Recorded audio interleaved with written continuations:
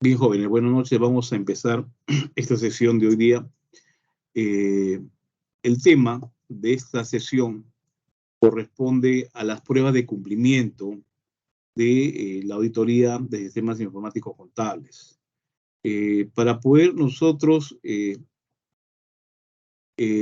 introducirnos en lo que es las pruebas de cumplimiento orientado a los sistemas informáticos contables, es necesario que hagamos un previo de lo que son las pruebas de cumplimiento. Entonces, por ahí vamos a empezar, ¿ya? Indudablemente, pues, que hoy en día, cuando nosotros hablamos de auditoría, necesariamente tenemos que dirigirnos o enfocarnos en lo que son las pruebas de cumplimiento, ¿no? Y estas pruebas las hacemos sobre todo dentro de la auditoría interna, ¿no? En ese sentido está enfocado. Y es que cuando vamos a hacer una auditoría, hay que pues medir ciertos aspectos para poder ver si se cumple realmente con las directrices que la empresa ha establecido. Y para ello existen normas, elementos que deberíamos tener en cuenta para poder medir pues ese cumplimiento. Es decir, las organizaciones establecen sus normas, sus políticas empresariales, ¿no? Sus manuales de funcionamiento de organización, y es necesario de que las empresas puedan verificar que eso se está cumpliendo. Y eso lo hacemos mediante pruebas de cumplimiento. ¿Quién lo realiza? La auditoría interna, ¿no? Pero hay que tener en cuenta al momento de medir, ¿no? Porque hay, digamos, algunas políticas o normas que no están establecidas para que se realicen durante todo el periodo, ¿no? Entonces hay que ver ese momento.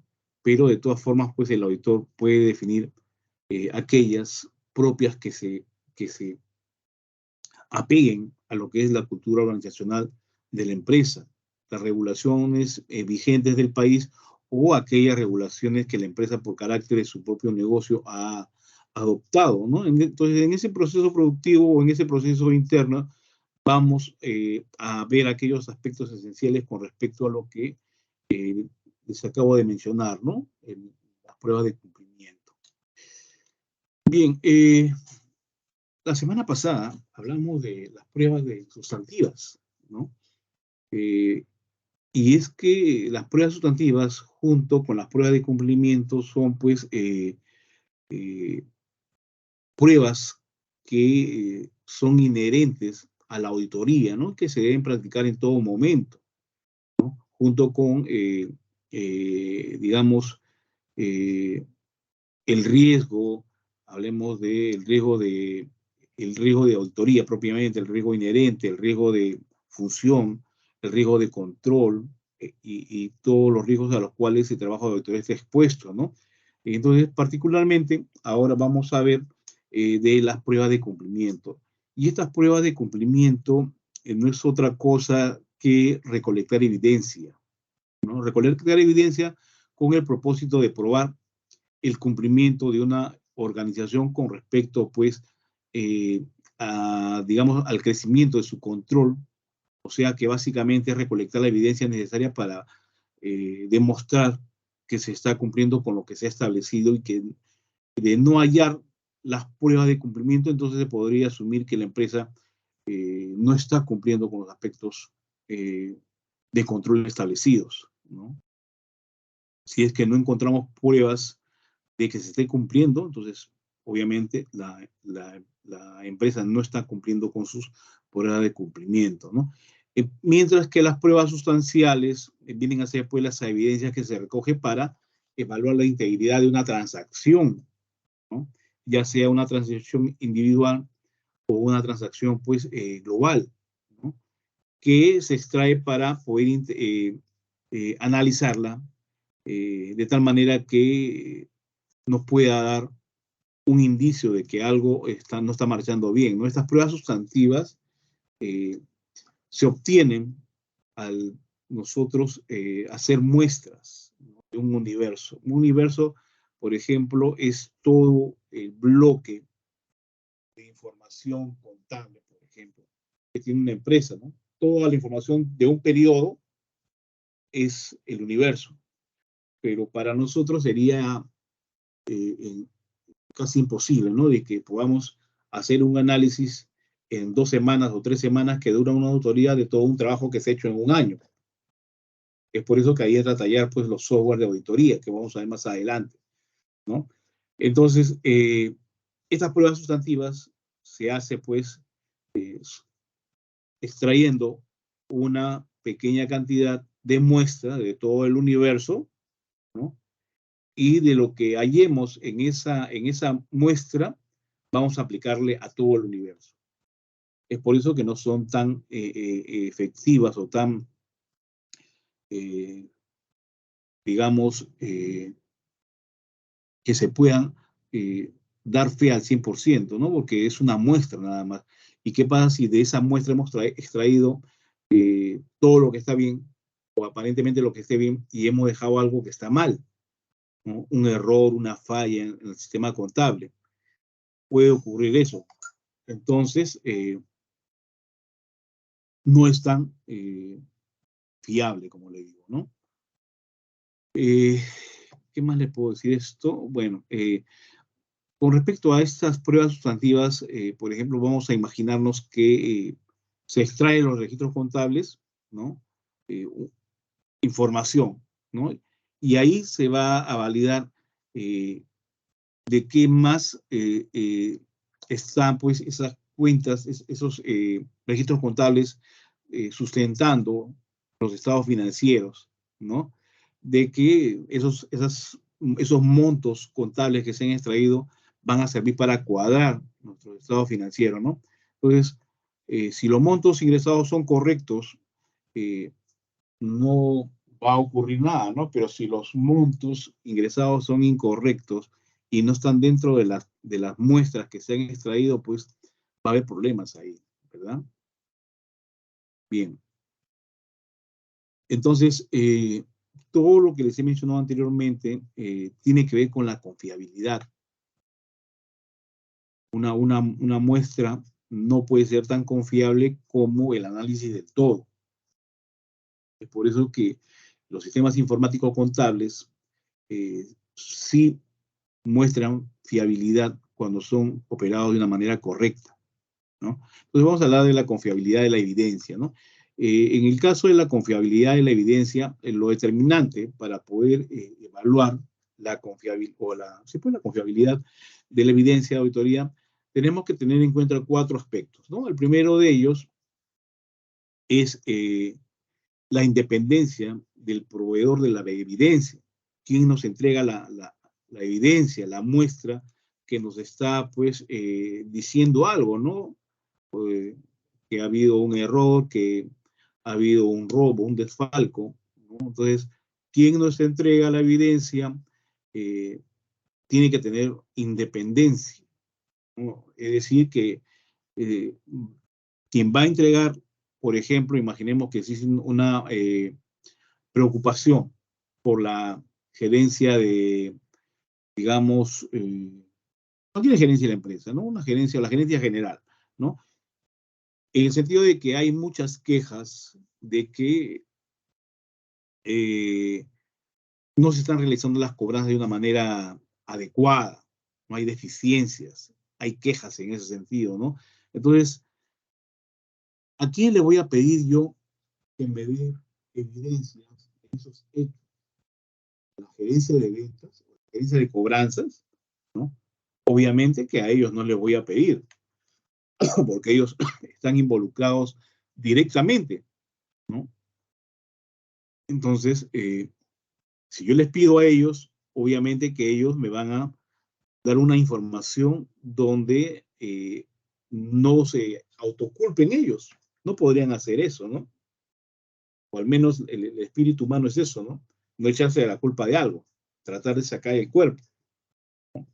Entonces, habrá que pedirle información a otra área, ¿no? ¿Quién es esa área que podría darnos información sobre las cobranzas informáticas, ¿no? El área de tecnología de la información. Tengo que recurrir a ellos, que son tercera parte, que no involucrada, sino ellos son los que también tienen la información para poder verificar lo que se está, lo que están manifestando las quejas de las personas, ¿no? Que tienen problemas con las cobranzas. Imaginemos nosotros un delincuente, ¿no? Que entra a robar a un banco. Entonces, yo no le voy a pedir información al delincuente que me diga, oye, dame las pruebas que tú has sido ladrón, porque obviamente que el ladrón no me va a dar esas pruebas, porque estaría autoculpándose. No, lo mismo ocurre acá. Yo no puedo pedir la información al departamento de cobranza porque el departamento de cobranza está involucrado y lo que va a hacer es o no me da la información o me va a dar una información que va a enviarme por otro lado, ¿no? Me va a desviar mis investigaciones, ¿no? Entonces, eso representa, pues, el primer aspecto que hay que tener con respecto a la confiabilidad de la evidencia, ¿no? De que exista una independencia entre el proveedor, una independencia del proveedor que nos brinda la evidencia, ¿no? Otro segundo aspecto son los credenciales, ¿no? Los credenciales de la persona que suministra la información evidencia, ¿no? Entonces, para ello, pues, hay que saber, hay que nosotros preguntarnos, ¿no? ¿Cómo ha obtenido esa persona esas evidencias? ¿Es una persona íntegra? ¿Es una persona confiable? ¿Es una persona que podemos creer en lo que nos está diciendo, ¿no? Y por otro lado, tenemos de que si es que esa persona puede acceder a esa información, lo va a poder hacer frecuentemente, ¿no? Y si ha accedido, también la puede manipular y puede inculpar a alguna persona que de repente no tiene nada que ver, ¿no? Y vuelvo a repetir, así es el espíritu humano. A veces por hacer daño a alguien, lo inculpan. Hacen decir, que dicen, ¿no? Habría, podría, parece, dicen, ¿no? Entonces, son situaciones que tendríamos nosotros que poner en una balanza, ¿no? Pero antes de poner en la balanza, pues habría que ver las credenciales, ¿no? Las credenciales de la persona. Es una persona confiable, es una persona honesta, es una persona a quien se le puede creer lo que nos está entregando como evidencia, ¿no? Entonces, ese sería el segundo aspecto, ¿no? El tercer aspecto tiene que ver con la objetividad de la evidencia. Entonces, en ese sentido, habría que ver si la evidencia está completa, si la evidencia nos va a servir, ¿no? Si la evidencia nos demuestra un hecho real o de repente nos muestra un supuesto, ¿no? Entonces la evidencia tiene que estar completa, tiene que ser objetiva, ¿no? No como les acabo de mencionar, ¿no? Me han dicho que fulano de tal está sustrayendo partes de las máquinas de la empresa. Pero tiene cómo demostrarlo. No, me han dicho. Eso no es objetivo. ¿Usted lo ha visto? Sí, sí lo he visto. ¿Tiene pruebas? Sí, acá están las fotos. Bueno, eso ya es objetividad, ¿no? Entonces, ese es el tercer aspecto, la objetividad de la evidencia, ¿no? Y un último aspecto viene a ser la disponibilidad de la evidencia, ¿no? Es decir, la persona que nos ha entregado la evidencia nos la ha entregado para que nosotros la podamos analizar, la podamos cotejar, la podamos comparar, la podamos eh, hacerle el análisis completo a esa evidencia, o solo nos está diciendo, mira, acá está la evidencia, mírala bien porque me la voy a llevar, no te la voy a dejar, ¿eh? Entonces, el cuarto aspecto es la disponibilidad, ¿no? Yo voy a tener esa evidencia en todo momento para poder analizarla. Entonces, es el cuarto aspecto, ¿no? Que es necesario contar con la evidencia en todo momento para poder, pues, trabajar con ella, ¿no? Esos son los 4 aspectos de la confiabilidad. Y esta confiabilidad tiene algunos problemas, ¿no? Por ejemplo, vamos a ver el problema de que, en primer lugar, las personas tienen limitación al momento de procesar o almacenar o rescatar grandes volúmenes, ¿no?, de información. En este caso, pues tenemos lo que se conoce como la Big Data, ¿no? Actualmente hay, digamos, avances tecnológicos que se conocen como la Big Data, ¿no?, que es el manejo de la información por grandes volúmenes. Entonces, la Big Data se ha posicionado en realidad como una herramienta en la auditoría.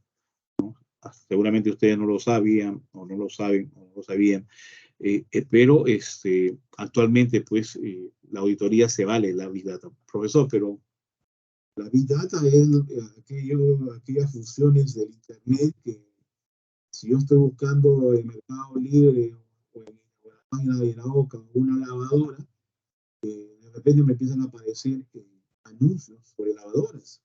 O estoy buscando una mochila en OSL, en Saga, ¿no?, y me empiezan a aparecer mensajes de promoción de mochilas. Eso es Big Data también, ¿no? Pero esa Big Data es para otra utilidad, ¿no? Era para el marketing, pues, ¿no?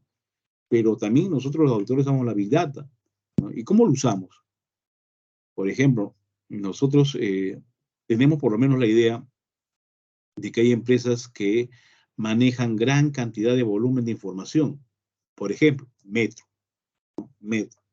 ¿Cuántos movimientos diarios podrá hacer Metro en su contabilidad consolidada, ¿no? Tenemos el metro de una localidad o de un distrito, tenemos los metros de toda la ciudad de Lima, los metros de provincia, y esa información consolidada en un solo día, pues, ¿cuánta información representará? 1.000.000 de movimientos, 2 millones de movimientos, no lo sé, porque yo no soy el contador de metros, ¿no? Pero entonces, ¿cómo podríamos nosotros comprobar de que hay un error en alguna de las transacciones de metro? Por ejemplo, hace algunos días me llegó una imagen, ¿no?, de un pedazo de carne empacado al vacío que estaba a 3,90 soles, y ahí pesaba aproximadamente 1,5 kilos, pues, ¿no? Eso ha sido un error de seguramente quien ha estado etiquetando las carnes, ¿no? Y esos errores, y seguramente esa carne se ha vendido a 3 soles y pico, y esa transacción es un error, ¿no?, porque va a haber una diferencia en los stocks de kilos en el almacén de carnes del supermercado ¿no? Entonces, ¿cómo buscar en dónde ocurrió el error? ¿En cuál metro? ¿En cuál metro? ¿En qué localidad? De repente no nos vamos a poder chequear uno por uno, ¿no? Entonces, la Big Data nos ayuda para eso.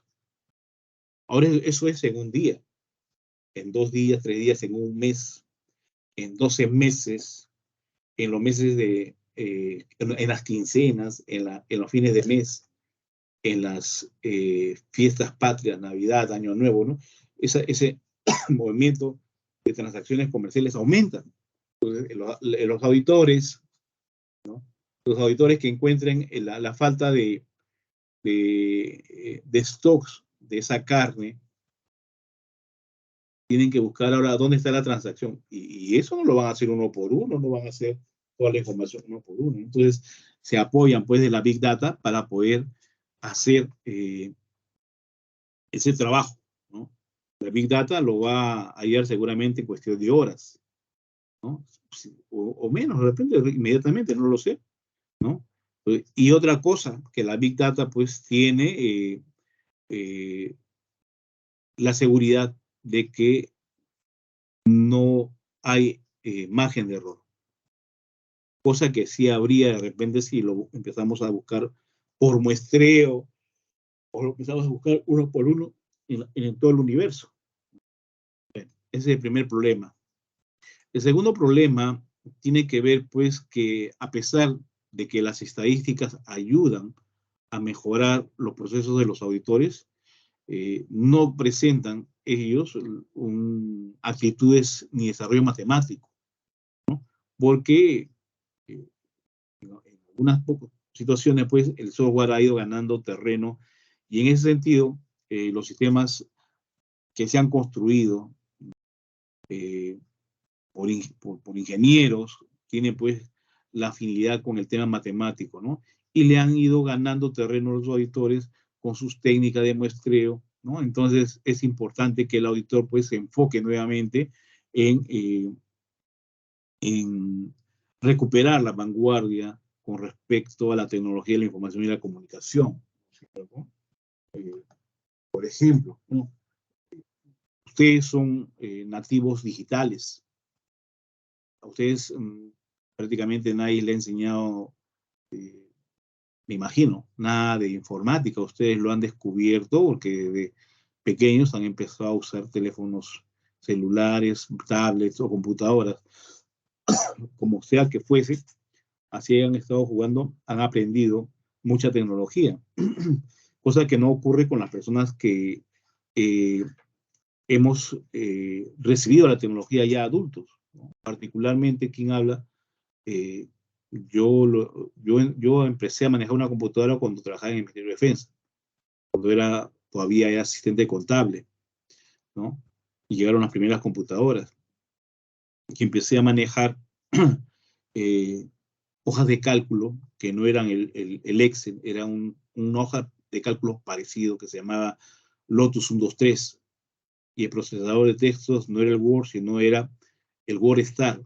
Después apareció el WordPerfect y después vino el Word, ¿no? Entonces, yo tenía en esa época una máquina muy antigua, era una máquina antigua, pues, pero era moderna para esa época, ¿no? Era una computadora, una laptop marca Olivetti, que no tenía sistema operativo, no tenía nada. Para poder cargar el sistema operativo había que introducir un cassette chico, no sé si se acuerdan, de 3.5, ¿no? En una casetera, y cargaba el DOS, nos botaba una pantalla verde, ¿no? Negra con letras verdes, y otra disquetera cargaba el aplicativo que iba a usar, el Word o el Lotus, ¿no? Sí, pues Word o Lotus, ¿no? El WordStar o Lotus.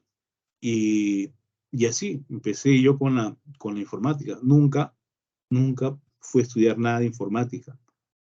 Inclusive, yo fui un autodidacta. Yo hice la página web de mi empresa, la hice con el lenguaje HTML en esa época. Ahora es más fácil, pues, preparar página web, ¿no? Con el WordPress, por ejemplo, ¿no? Pero no, yo tuve que aprender a usar, pues, a programar en HTML página web. Entonces, eso es lo que pasa, ¿no? Es el problema, ¿no? De no usar actualmente, ¿no? Los contadores que se resisten, ¿no? De no usar la estadística, porque la estadística, pues, de repente es muy compleja y la máquina lo hace más rápido, ¿no? Y ahí habría que agregar, pues, en este punto de que especie que no evoluciona se extingue, ¿no? Y un tercer punto viene a ser el software que maneja grandes volúmenes de datos, ¿no? Cosa que no ocurriría en un trabajo manual. Los auditores que trabajamos manual, todavía trabajamos algunos manual, para nosotros se nos hace, digamos, difícil poder manejar, por ejemplo, el ejemplo que le puse de macro, ¿no? Vamos a imaginarnos que tiene 20 millones de registros, ¿no? Y buscar en esos 20 millones, pues, alguna información sería una locura, ¿no? Pero el software lo podría hacer. El software lo haría en cuestiones de horas, ¿no? Y pues nos llevaría a nosotros, imagínense cuánto tiempo poder revisar esos 20 millones de registros. Esos son los problemas de la confiabilidad, ¿no? Sin embargo, tenemos nosotros herramientas de apoyo, ¿no? Que nos permiten, pues, hacer un mejor trabajo de auditoría, ¿no? En primer lugar, tenemos nosotros las herramientas, digamos, de apoyo. ¿Está bien? Las herramientas de apoyo, ¿no? Que existen diversos recursos de apoyo, y uno muy importante representa los recursos de software, ¿no? Y esta herramienta está basada, pues, en un sistema informático de apoyo al proceso de auditoría. Y ojo con esto, ¿eh? Es importante mencionar de que el auditor no debe ver al software como un enemigo o como algo que viene y en algún momento determinado nos va a reemplazar. Eso no es cierto, ¿no? Porque desde el punto de vista, créanme que hay gente que piensa así. Yo lo escucho desde que estoy estudiando en la universidad, ¿no? Me dicen, ¿por qué estudias contabilidad? Si ya las computadoras van a aparecer, porque ya se veía en las películas de ciencia ficción, las computadoras y todo eso, ¿no? Y ya el trabajo del contador lo va a hacer la computadora. Y eso es mentira, pues, porque la computadora es una herramienta para nosotros. Bien puede hacer análisis financiero, por ejemplo, que es lo más complicado, ¿no? Para el contador. Hacer análisis financiero e interpretar ese análisis financiero. La computadora va a ser la parte cuantitativa, no va a dar resultados numéricos. Pero lo que no va a hacer la computadora va a ser el aspecto cualitativo. Es decir, no va a poder entender qué representan esos números. Entonces, por ejemplo, ¿no? Si a una computadora le pedimos que haga los indicadores de rotación de existencias o rotación de cuentas por cobrar o cuentas por pagar, ¿no? Entonces, le va a sacar los resultados, indicadores, van a salir índices, ¿no? Pero esos índices, ¿qué representan? ¿No? La computadora, bueno, ya está bien avanzado, ¿no? El hecho de que ya tiene la inteligencia artificial, pero le falta el toque humano de poder, pues, convertir esos valores numéricos en valores, digamos, que solo el ser humano los puede interpretar, ¿no? De calidad, cualitativos, valores cualitativos, ¿no? Entonces, de que existan auditores que tienen miedo al software, existe una tendencia, ¿no? Y creen y profesan esa tendencia de que el software viene a reemplazarlos, ¿no? Y se va, pues, a quedar sin trabajo, y así piensan, ¿no? Pero eso es todo lo contrario, pues, porque un buen auditor tiene que mirar el aplicativo, el software, como una herramienta que le va a poder servir para generar mejores auditorías, ¿no? Y ello, pues, representa todo un desafío para los auditores involucrarse, meterse más en lo que es la tecnología, la información y la comunicación, ¿no? Y por otro lado tenemos, pues, todos los recursos metodológicos, ¿no? Que realmente son técnicas de apoyo de la autoridad que también nos ayudan a que podamos nosotros hacer mejor nuestro trabajo, ¿no? Y son software informático, lo vimos ya anteriormente, ¿no? COVID, que por ejemplo era estaba orientado a la implementación del control interno, ¿no? Y sin embargo hay otras herramientas metodológicas más que voy a mencionarlo, ¿no? Por ejemplo, en las herramientas del auditor tenemos los cuestionarios, las entrevistas, los checklists, las tasas o huellas. Las tasas o huellas en auditoría son muestras de datos, de valores que los conseguimos de los indicadores de estado de cada registro. Esos son las tasas o huellas, ¿no?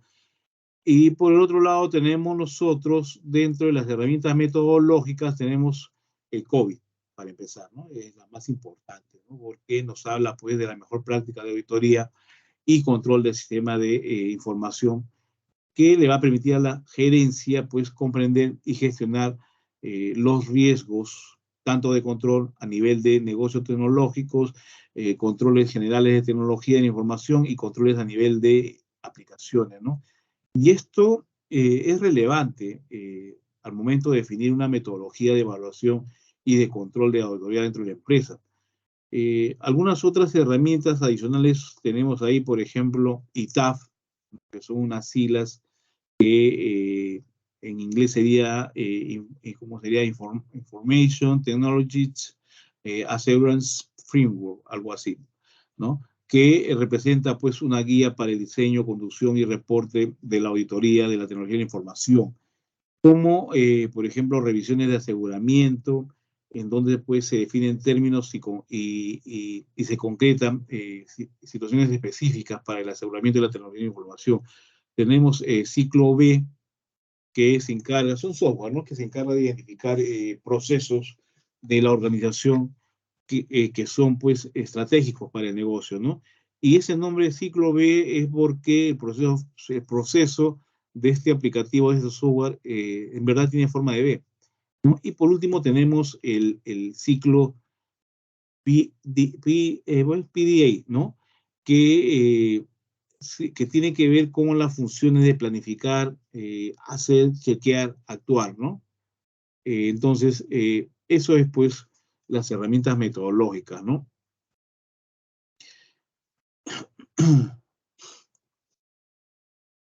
Bien, ahora vamos a ver las consideraciones que hay que tener con respecto a las pruebas de cumplimiento, ¿no? Entonces, la primera consideración que tenemos que tener representa, pues, el hecho de que una prueba de cumplimiento viene a ser una prueba que reúne evidencia de auditoría para indicar si un control funciona efectivamente o logra sus objetivos. Otra consideración viene a ser de que el auditor entonces solo debe aplicar pruebas de cumplimiento a aquellos controles sobre los cuales depositará confianza para modificar la naturaleza, el alcance y la oportunidad de los procedimientos sobre saldos, los cuales siempre deben ser probados, ¿no? Dado que aseguran la integridad de la información.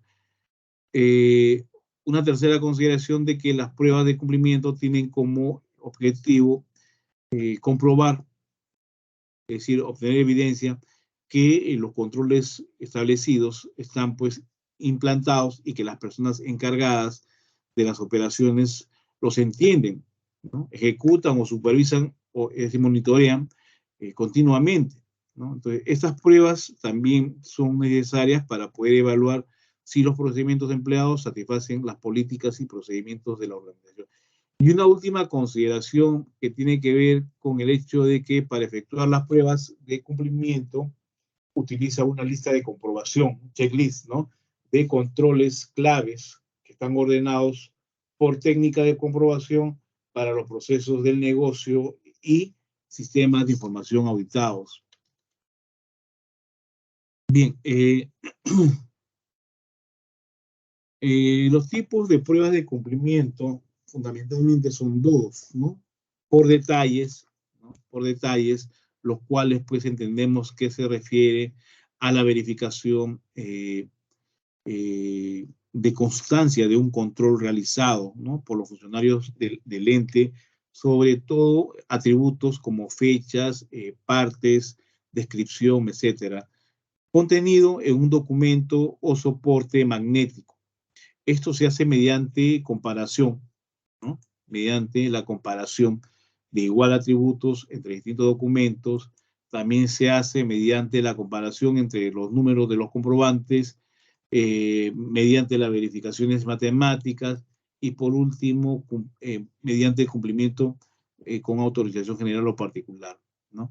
Y el otro tipo de prueba de cumplimiento son por observación, ¿no? El tipo de prueba y esto le dije en un principio, cuando empezamos el ciclo, ¿no? o más adelante, más o menos me acuerdo que les mencioné de que la observación siempre va a ser una herramienta para el auditor. Es la herramienta más importante, ya sea pues en una auditoría informática, ¿no? O una auditoría financiera, manual, ¿no? Ese tipo de prueba que se selecciona depende del control identificado y el objetivo de la prueba, ¿no? Por ejemplo, el control de integridad de la población en la captura de información. Tiene como objetivo, pues, asegurar que los datos que revelan el intercambio, lo que preocupa de la auditoría es que algunos de los intercambios no son registrados. Por lo tanto, pues, habrá que tomar una muestra para detectar que se registraron los atributos.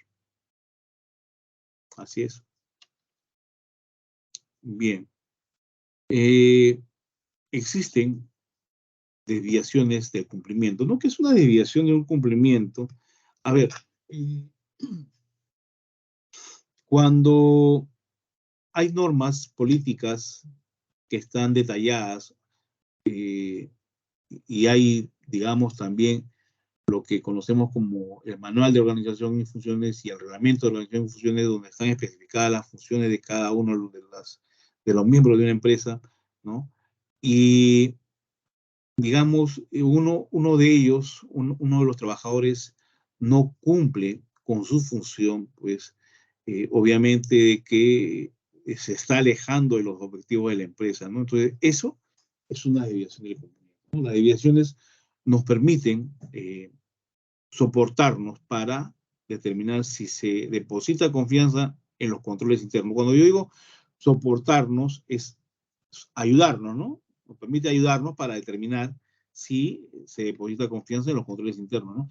Y antes de poder comprobar los controles de los cuales se deposita confianza, debemos definir aquello que se constituirá una desviación de cumplimiento, ¿no? Entonces, literalmente podría yo decirle de que se entiende por desviación de cumplimiento a todo procedimiento que de acuerdo con las normas que están establecidas deben efectuarse y no se hacen. Está estipulado en el reglamento de organización y funciones que debe hacerse esto tal persona y no se hace, ¿no? Entonces, eso es una desviación de cumplimiento, ¿no? Con un ejemplo, le voy a hacer un ejemplo, ¿no? Por decir, el almacenero va a recepcionar mercadería de la empresa y lo que hace, en vez de contarlo, lo recibe y lo ingresa. Hay 100 unidades, pero no habían 100 unidades. Pues. No lo chequeó. Ha incumplido una de las políticas de la empresa, ¿no? De verificar la recepción de mercaderías. Pero ¿de quién es la culpa? ¿De él? O sea, ¿quién es el culpable de que exista la desviación del cumplimiento? Él es el culpable del hecho, de haber hecho eso, de no haber cumplido su función. Pero el responsable es el ejecutivo, el oficial de cumplimiento que tiene la empresa, que tiene que verificar de que se ha cumplido ese trabajo, ¿no? Entonces, así es la cosa. ¿Ya? Bien. Vamos a hablar ahora del auditorio informático y las pruebas de cumplimiento. Lo que yo les he mencionado acá son las desviaciones de cumplimiento que ocurren en la empresa. Ahora el auditor informático, que puede ser externo, ¿qué hace con las pruebas de cumplimiento? Las pruebas de cumplimiento de controles están diseñadas para probar la eficacia y la eficiencia de cada control. Para eso sirve, ¿no? Y tiene como objetivo determinar, pues, si los controles internos descritos en la documentación, el ejemplo que les acabo de dar, ¿no? Hay documentos como el reglamento de organización y funciones, donde está escrito que, vamos a exagerar, ¿no? El almacenero debe contar cada una de las piezas que ha recibido. Pues, ahí es donde entra ya, pues, la prueba de cumplimiento, ¿no? Tiene como objetivo determinar si los controles internos descritos en la documentación y en el reglamento de organización y funciones del usuario de un sistema, del sistema de almacén, verdaderamente se usan y funcionan efectivamente. Y ese ejemplo parece que no ha funcionado, ¿no? Entonces, tenemos ahí nosotros que, en ese sentido, si nos vamos ahora a la parte informática, del auditor informático, ¿qué es lo que debe hacer? ¿No?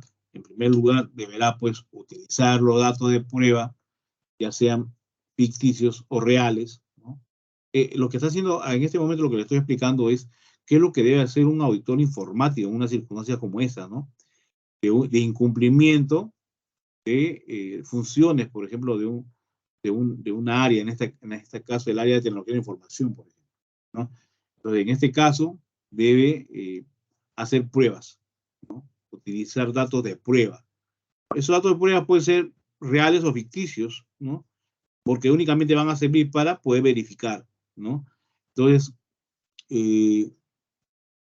con esos datos de prueba, lo que va a hacer el auditor es hacer de que se produzcan, pues, los efectos del ingreso de esa información, ¿no? Ya sea real o ficticio, va a tener un efecto, ¿no? Si el efecto ha sido bueno, ya a pasar la prueba no hay ningún problema, ¿no? Pero si no pasó la prueba, pues habrá que tomar medidas correctivas, ¿no? Por ejemplo, una entidad digamos, ha establecido como política que ningún trabajador debe superar los 4.999 soles como sueldo. 4.999 soles. Sin embargo, el auditor informático, para poder probar que esa funcionalidad del sistema contable, del sistema, está funcionando de manera adecuada, va a crear un dato ficticio, ¿no? Va a ingresar un trabajador ficticio o a un trabajador cualquiera de repente le va a asignar 5.000 soles. Ya no 4.999, que era el máximo que el sistema podía aguantar. No, aumenta, ingresa 5.000 soles. Entonces, automáticamente el programa debería detectar ese error, ¿no? Entonces, pues ahí va lo que va a hacer el auditor informático, lo que va a hacer, pues, obtener evidencia detallada de que se ha pagado salarios excesivos, ¿no? Porque el sistema de control activado ha dicho eso. Tiene sus sistemas de control que lo detectan.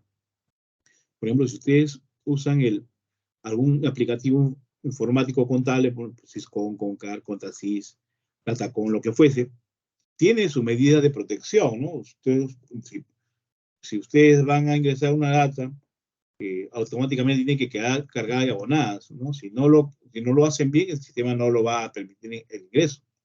Algo así es, ¿no es cierto? Bueno, pero aplicado a auditoría, pues, ¿no? En segundo lugar, va a analizar los programas que se están utilizando para poder evaluar, pues, las rutinas de validación y control existentes, ¿no? Y esto implica leer los listados fuentes, ¿no?, del software originales o realizar una labor de descompilación. Es una ingeniería inversa, ¿no? ¿Cómo les explico esto? Todos los softwares tienen fuentes, ¿no?, de creación, lenguaje informático, dependiendo qué lenguaje hayan usado. Y esas fuentes son empaquetadas y son reservadas. Y lo que nosotros vemos, o lo que tenemos en nuestra computadora, solo son el aplicativo prácticamente, ¿no? El ejecutable, en otras palabras, ¿no? Entonces, las fuentes no nos se entregan, pero cuando hacen auditoría, tienen que verificar esas fuentes. Entonces, hacen lo que les estoy diciendo, ¿no? Una descompilación que viene a ser, pues, abrir esas fuentes que están empaquetadas mediante alguna técnica informática que yo desconozco porque no soy informático, ¿no? Y aplican la ingeniería inversa, ¿no? Entonces, esto implica, pues, que el programa está corriendo perfectamente o no está corriendo perfectamente. Eso lo van a ver los informáticos, ¿no? Por eso que nosotros, los auditores, que de repente no manejamos programación, tenemos que valernos de otros profesionales que sí lo hacen. Y en tercer lugar tenemos de que el auditor puede hacer una simulación, ¿no? O simulación paralela, se conoce, mediante un sistema de prueba, ¿no? Con un software análogo similar, ¿no? Para un software que sea similar en funcionamiento al que estamos auditando, ¿no? Y cargar a ambos la misma data, la misma información, ¿no? Para comprobar, pues, si está corriendo de manera adecuada, ¿no? Entonces, de eso se trata, ¿ya? A ver, ¿qué es lo que debemos hacer para diseñar prueba de cumplimiento, ¿no? Diseñar prueba de cumplimiento consiste en asignar individualmente las técnicas de comprobación a cada uno de los controles claves y posteriormente agrupar bajo el nombre, pues, de cada técnica a todos los controles, ¿no? Que serán verificados en otro momento, ¿no? Entonces, lo que se está haciendo es planear detalladamente el uso de cada técnica de prueba, considerando todos los controles que serán verificados durante el trabajo de auditoría, ¿no? Entonces, los pasos a seguir para definir las pruebas utilizando este método se aplican a continuación, les voy a explicar. En primer lugar, hay que asignar técnicas de verificación para cada control clave.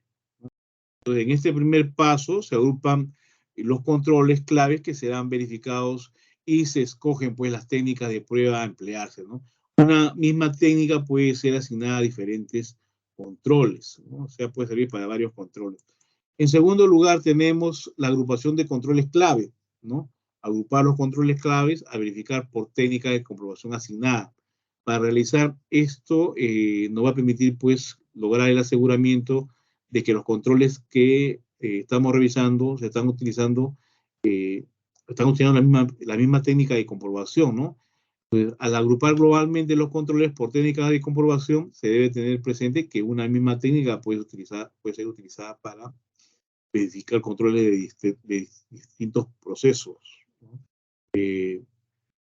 Es decir, las pruebas de cumplimiento que se aplican a un área pueden servir para otra también. En tercer lugar, tenemos definir alcances de las pruebas, ¿no? Hasta dónde va a llegar nuestras pruebas.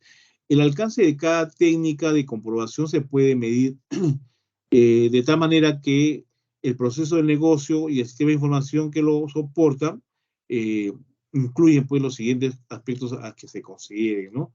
En primer lugar, tenemos que controles a aprobar con la técnica de comprobación, tenemos controles de la información del negocio impactados por los controles a aprobar, y en tercer lugar tenemos los recursos de la tecnología que son impactados por los recursos a aprobar. Y un quinto punto es el diseño detallado de las pruebas de auditoría a ejecutar.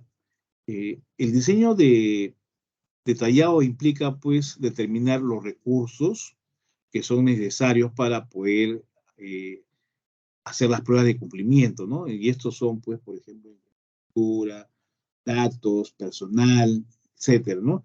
Y el procedimiento a emplear y los responsables a ejecutarlo, ¿no? ¿Quiénes lo van a hacer? Y en último punto tenemos planificar la ejecución de las pruebas. Y esto significa, pues, que el objetivo de este paso es planificar y coordinar con el personal de sistemas y de las demás áreas de la empresa la ejecución de las pruebas de auditoría, ¿no? Ya sean estas manuales o asistidas por una computadora. Y esto tiene que ser directamente en el lugar de trabajo, ¿no? Como factor crítico de éxito de estas pruebas de auditoría, es necesario programar su ejecución considerando, pues, la disponibilidad de los recursos necesarios, ¿no? Los auditores que han sido asignados para ese trabajo, los auditores que han sido asignados para ejecutar, la periodicidad de la ejecución, ¿no? Para este fin, pues, se elabora un cronograma de pruebas, considerando las fechas que se van a emplear, ¿no? Cuáles son las más oportunas, especialmente cuando para su ejecución se requieren equipos de procesamiento que no son administrados por los auditores y la colaboración del personal de sistema. Bien, jóvenes, con esto terminamos esta sesión de hoy día.